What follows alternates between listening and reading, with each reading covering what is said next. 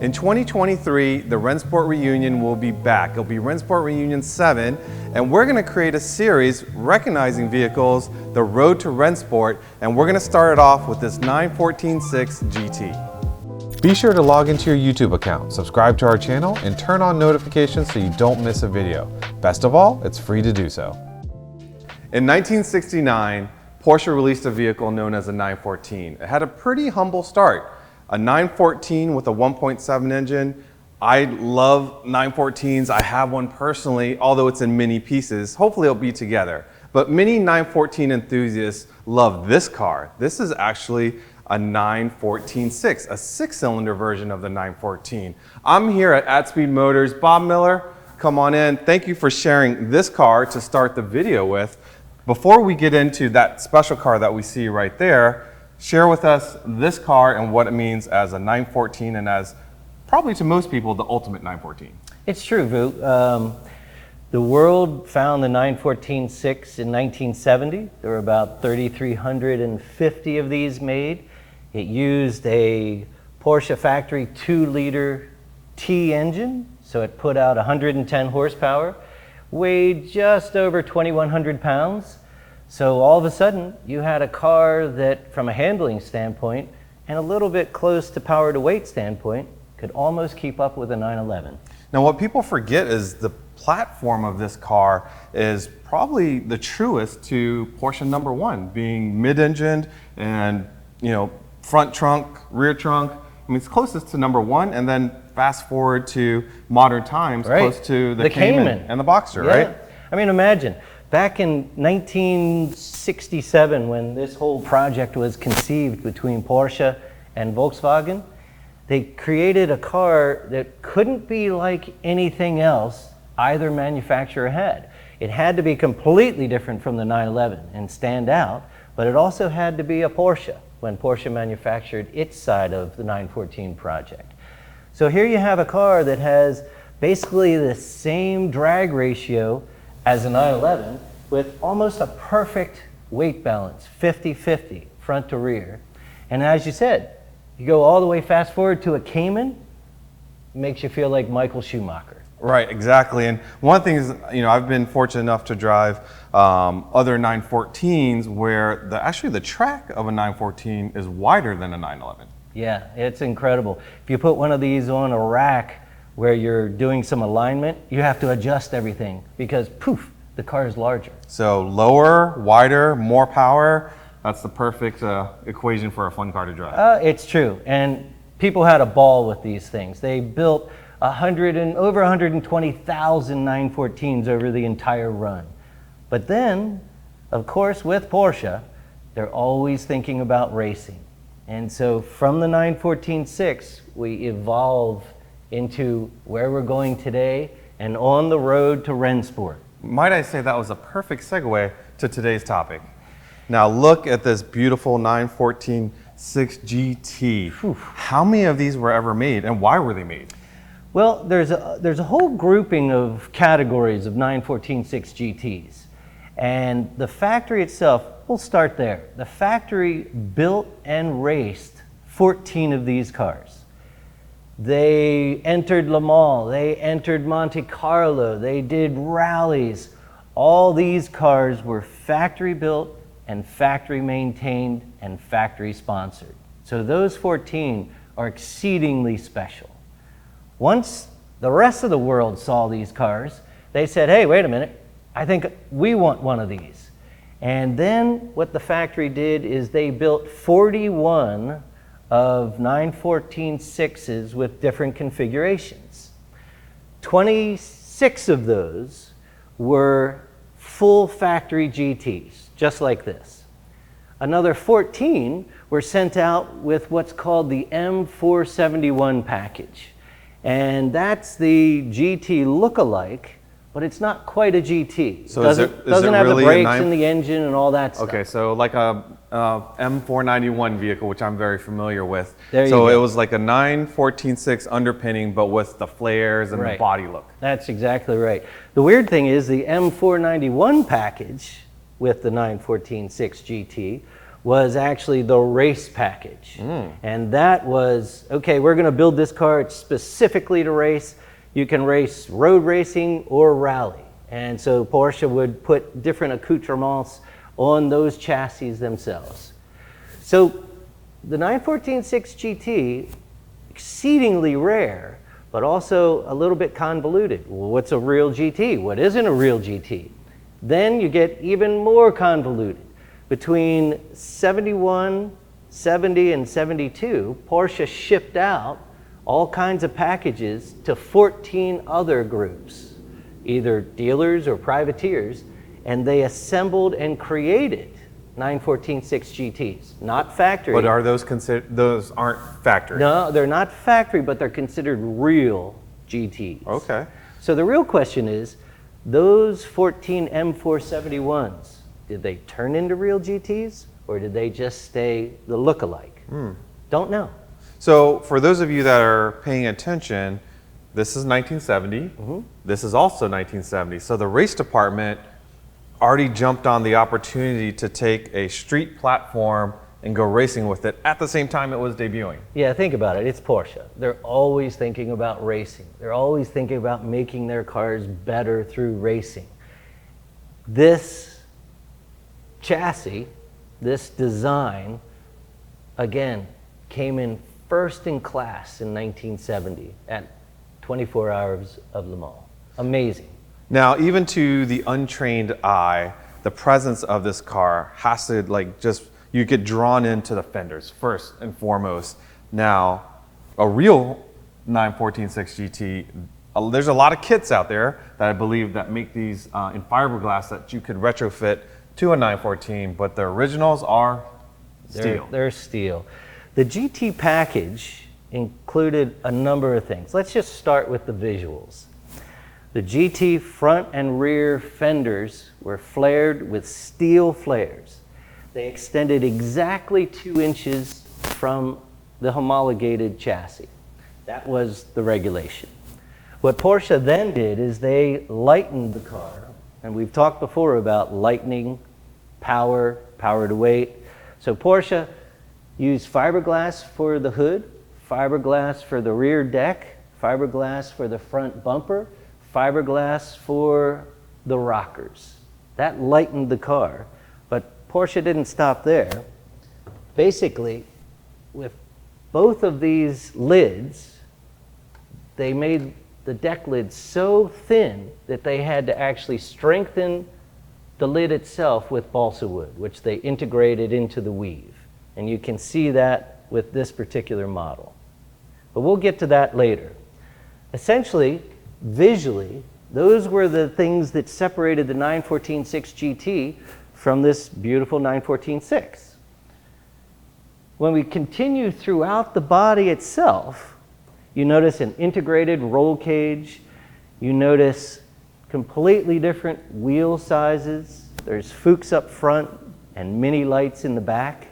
Mostly that's because the width of the rear rim that they wanted didn't exist in Fuchs, so they had to use mini lights.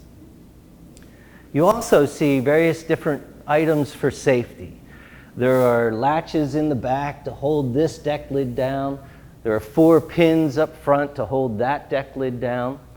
And everything, again, is pure race car here from Porsche in 1970.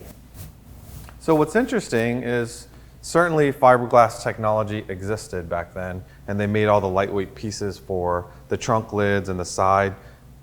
But I wonder why they didn't choose to make the fenders out of fiberglass. Would they have been heavier in fiberglass maybe? Probably heavier, but you have to remember, part of the body itself, especially since Porsche used a unibody construction, part of the body itself is torsional rigidity.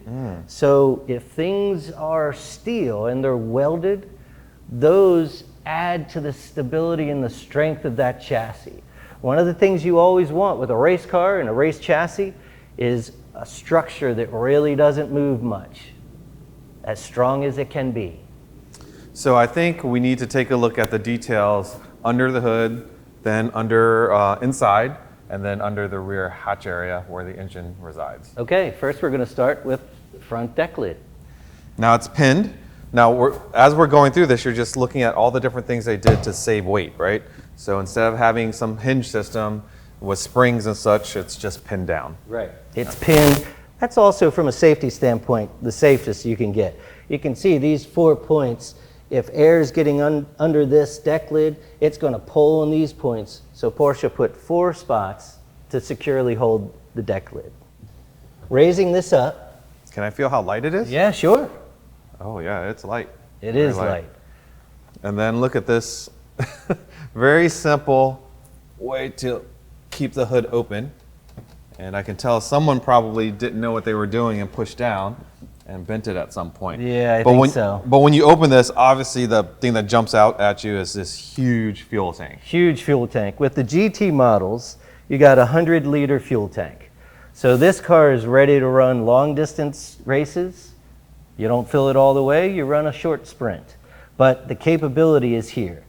And then obviously, you see the signature fill cap noted on every single real factory 914.6 GT. Now I know those fuel filler caps are kind of iconic, but you had opened it up earlier, and it's kind of interesting that, I don't want to say it's fake, but would you mind opening that up and sharing it with the viewers? Sure. We have a little bit of the iconic nature here, and then you open it up and it's do. There's a secondary filler cap. So it's not really a quick way to fill this car. No, it's not super fast. Now in a real race car, when you opened up this big one, there'd be a big gaping hole that they could just dump fuel into. Yeah, in general. And again, this is a 1970. It's raced from birth. Over the years, different safety requirements have changed. So this is certainly probably just a requirement that came along later in life. So again, having been around 914s, as I looked through this area before, in most 914s, you see a big motor right here that moves the headlights up and down. And for this model, all you see are cables, which look like, you know, a cable you would use to change the gears on your bicycle. And we're going to share with you how this all works. So there's a cable on this side, on that side, connecting here, and it goes a cable through. We had to search for this. Yes. A cable that goes in through the firewall, and there's basically 2 latches on either side, and when you pull this cable, it undoes the latch, and then these, which you normally see on the hatch of a trunk or something like that, is positioned here. So when you pull the cable, unlatches, and the hydraulic ram here just pops it up. Well, what we're going to do is, again, Porsche trying to save weight. We're going to show you actually how this works. Vu's going to get inside, the camera's going to focus on this, and you'll just see this thing work right in front of you. So this is all manual. That's right. Now that's pretty cool. And what Porsche did was they saved enough weight by removing the electric motors to make it worth it. So clearly we need to do some adjustments for that one to pop up. Yeah, it's true. But what... It's a winker. So now, it's right, so we pulled the cable, it popped up. How do you close it? Very manual. You Manual. Just push it down. Yep. And it's closed. And it's closed. Yeah. It's like, again, one of the things we're doing here is we're trying to compare the 914.6 with the 914.6 GT, a pure race car. You can see the welds in the top of the strut towers. All of this is for bracing. You can see the supports for the 100-liter fuel cell, again, all for bracing, all for strength.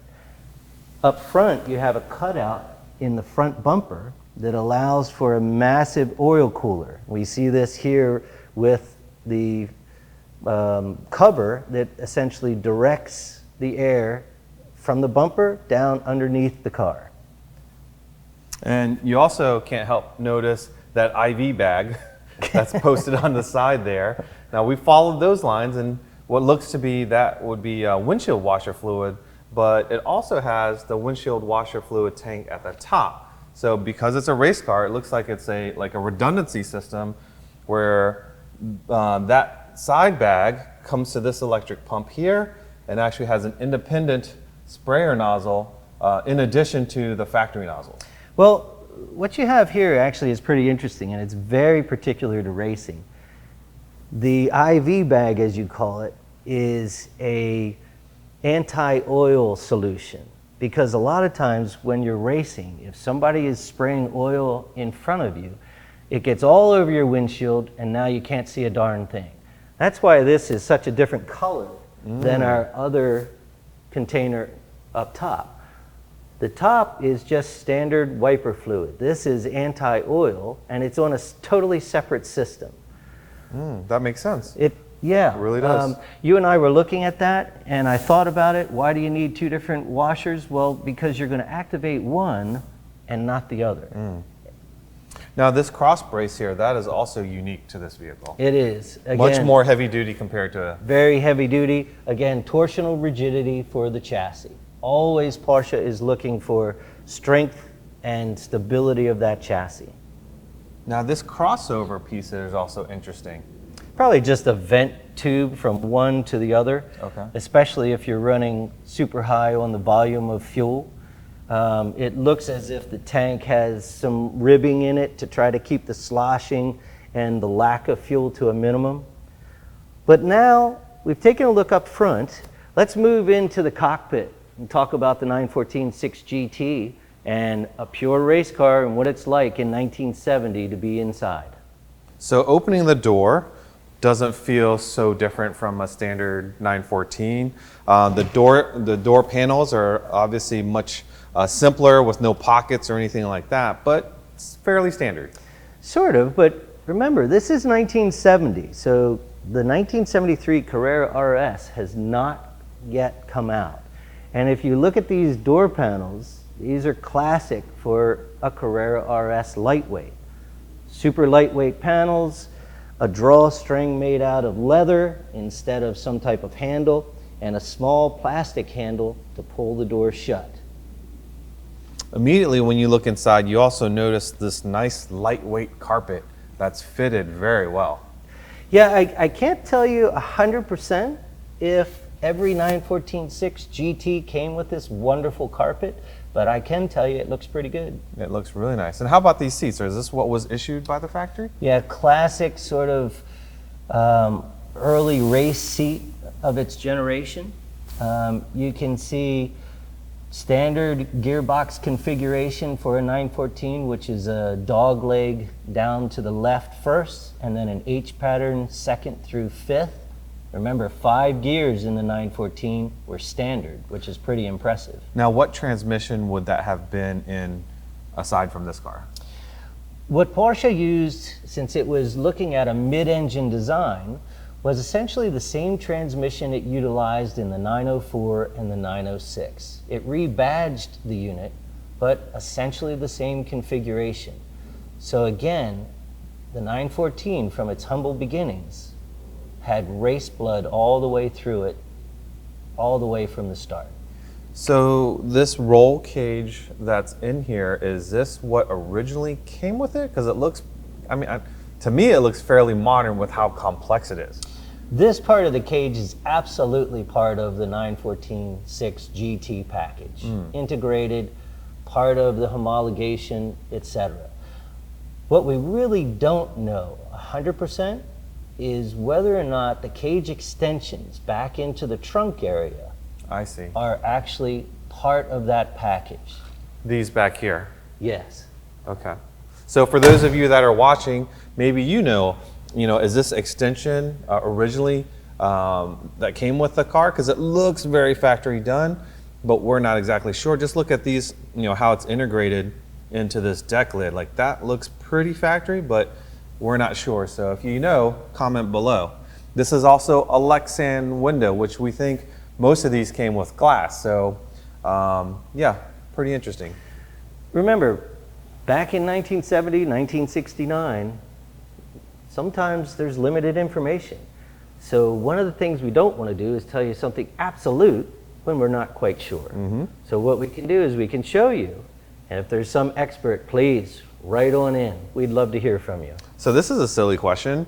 Is this still removable? It is. Oh. The 914.6 GT package, M471, 491, still had the removable targa top. It was not a solid top. What Porsche did to homologate the car is they limited the engine to a 2-liter. With the 914.6, as I said before, they used a 1968 911T engine, put out 110 horsepower. To homologate the GT, the race car, they still had to use 2 liters, but they used a 911S engine. Then what they did is they integrated dual ignition, they worked on the heads, they integrated a 906 cam, and poof, they went from 110 horsepower to 210 horsepower out of essentially the same displacement. Very impressive. That is impressive to get that much power out of pretty much same size engine. Yeah, and the amazing thing, Vu, this thing weighed less than 2,000 pounds. So all these upgrades, safety, engine, and it's lighter than a road-going 914.6. Lighter than a road going with 100 more horsepower.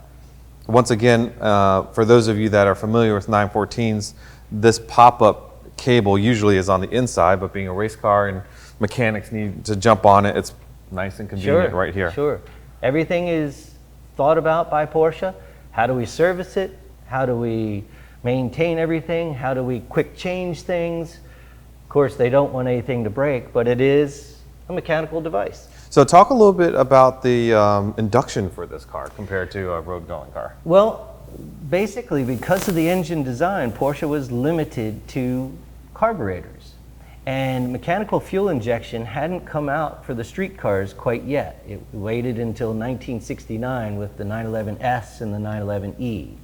So Porsche, again, to homologate the race car, was stuck with, I'd say stuck with, I mean, they still developed 210 horsepower, but they utilized carbs for induction. So do these stacks run open like that, or is there an element that goes on top of it to filter out some of the debris? Just about every race car, believe it or not, Vu, completely open. Let's get as much air as we can in there. You know what? If we have to rebuild it after 24 hours, oh well. Exactly, exactly.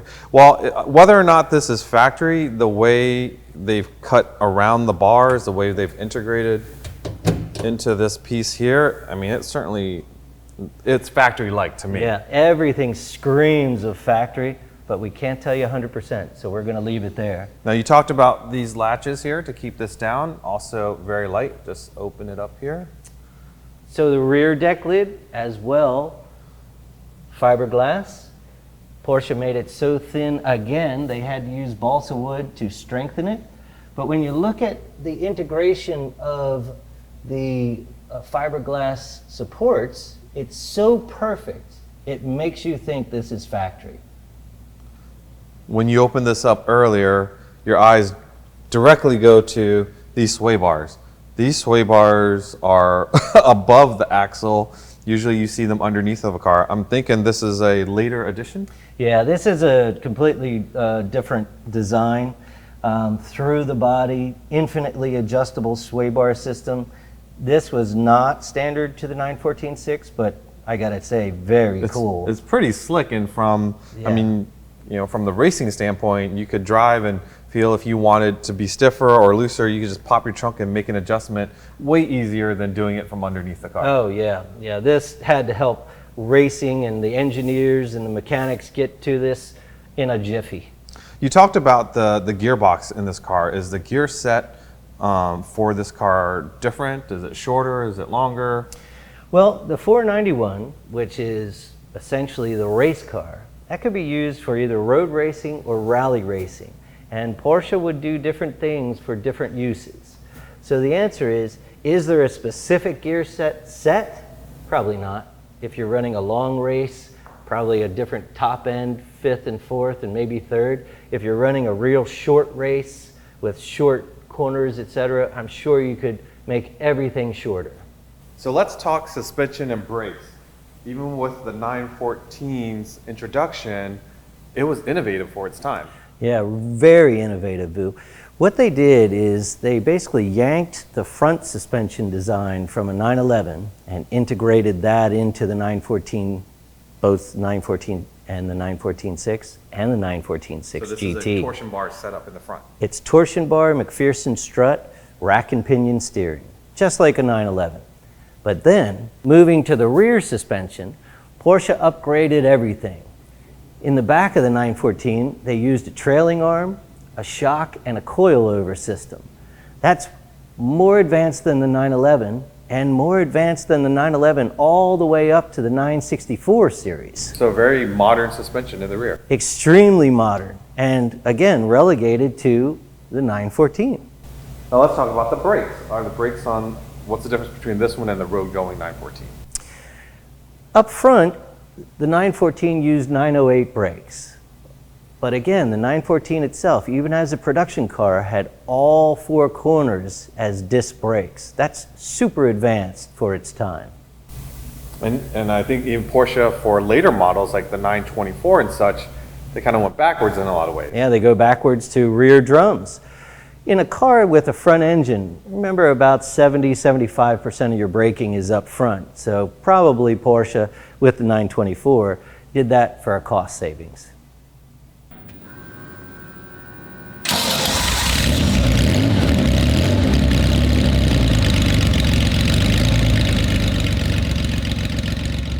All right, everybody, we've talked all about this car, but now let's see what it's actually like to drive. I'm going to take a factory race car out on the street.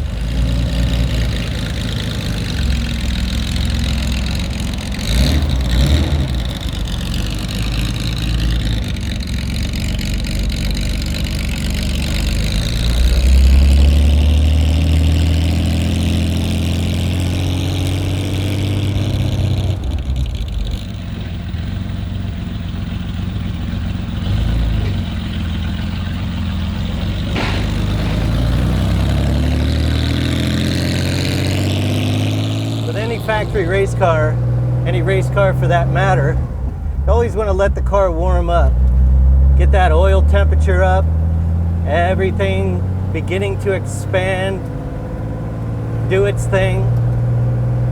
So many guys just nail these cars when they're not even warmed up. So bad for the car, so bad for the engine. So what we're doing is we're just pulling out. We'll let it all heat up, and then slowly but surely, we're going to start to exercise this thing.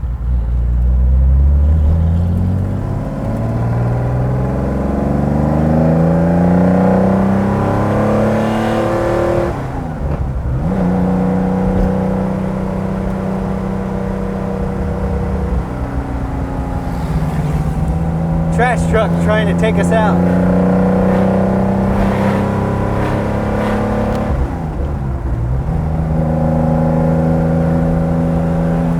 So this is my first time in a 914 6 GT. Actually, the first time in this car at all. Initial impressions, unbelievably tight and responsive. The gearbox seems nice and tight. Everything is where it should be. Exactly what you'd expect from a Porsche factory car.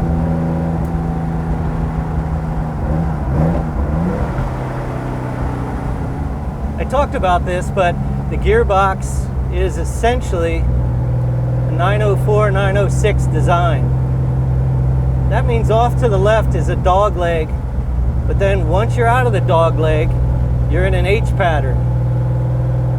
Right now we're in third gear. Just starting to see some heat in the oil.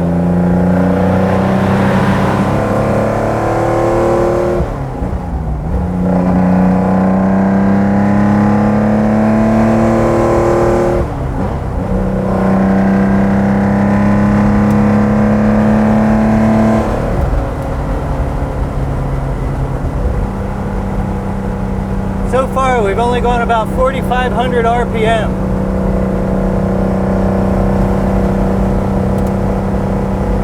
Still just warming it up.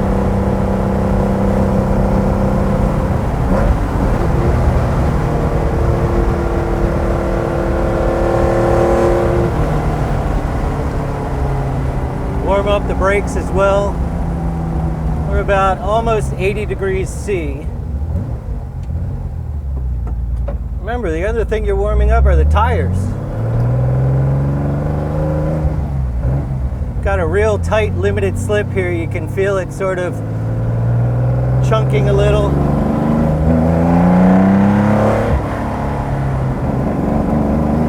Come on.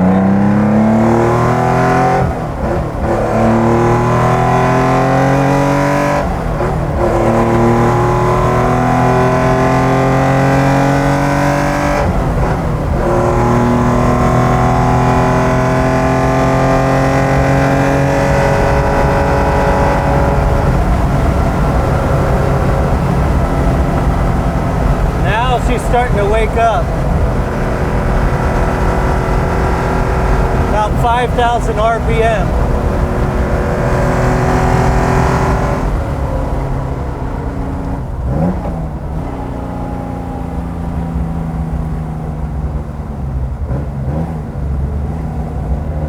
Down into second gear. Again, this isn't a racetrack, so we're somewhat limited. The amazing thing is, we're out in a factory race car, and it's drivable.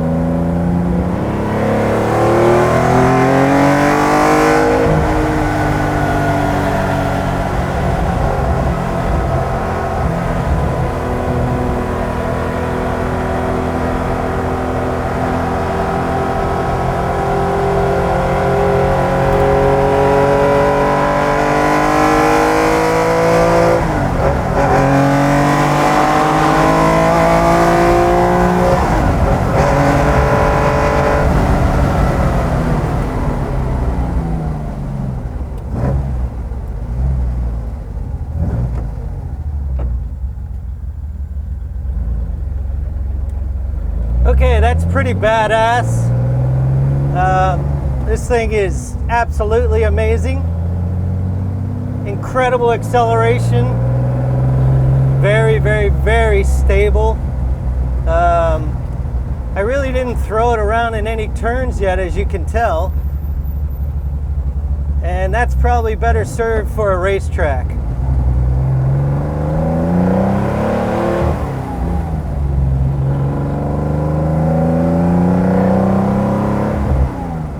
So the big thing you do, especially with an older car, checking all my gauges all the time.